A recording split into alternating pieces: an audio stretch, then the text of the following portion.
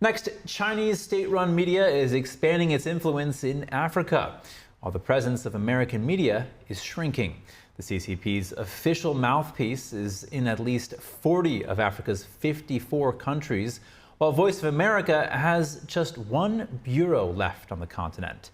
That's down from 5 bureaus 5 years ago, according to an Epoch Times report.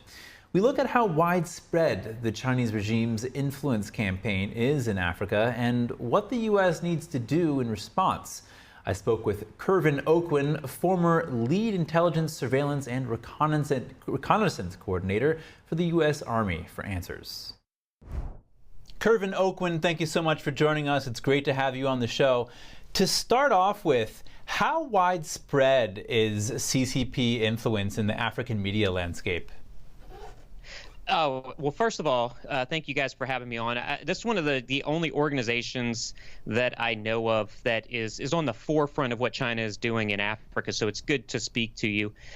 Their influence is so wide. So it's within the Western Sahel. You're talking about places like Ghana, Burkina Faso, Nigeria.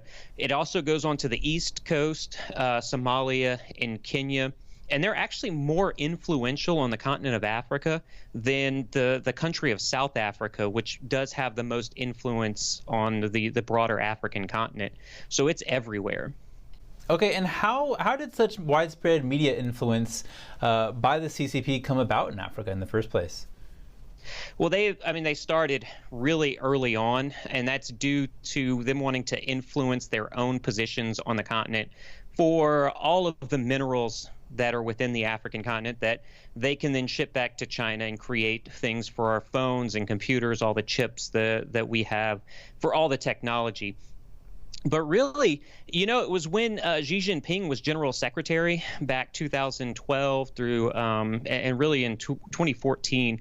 He was focused on the African continent and just promoting Chinese propaganda. What he talked about was showing the good Chinese narrative. He wanted to enhance this Sino-African relationship that was kind of faltering early on in the 2000s. He wanted to change all of that because he saw how the influence within Africa can affect the economy within China. Okay, so what kind of messaging are they pushing there in Africa? Well, they're kind of pushing this narrative of all the African countries on the African continent are similar to China because of that.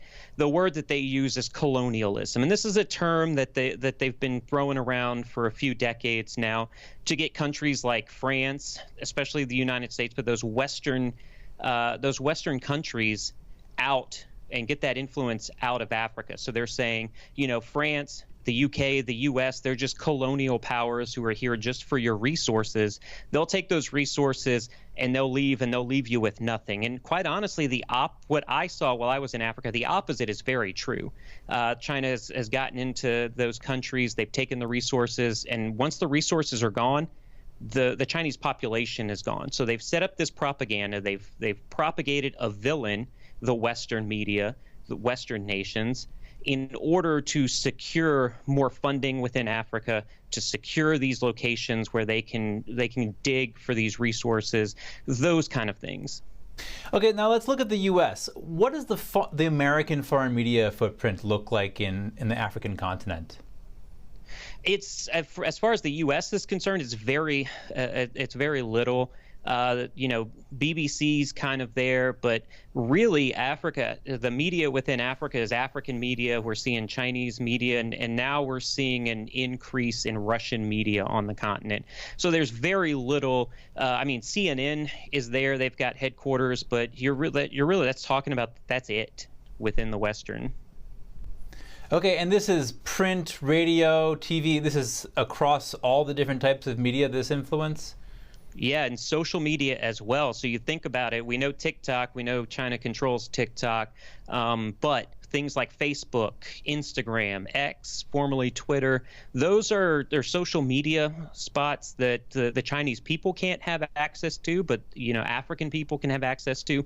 And China has really made a push for that.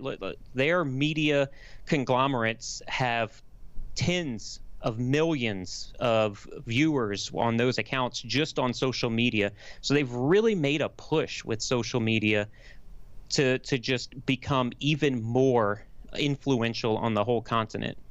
Well, Kervin Oakwin, this has been a fascinating conversation. Thank you so much for your time today. Thanks for coming on the show. Thank you for having me.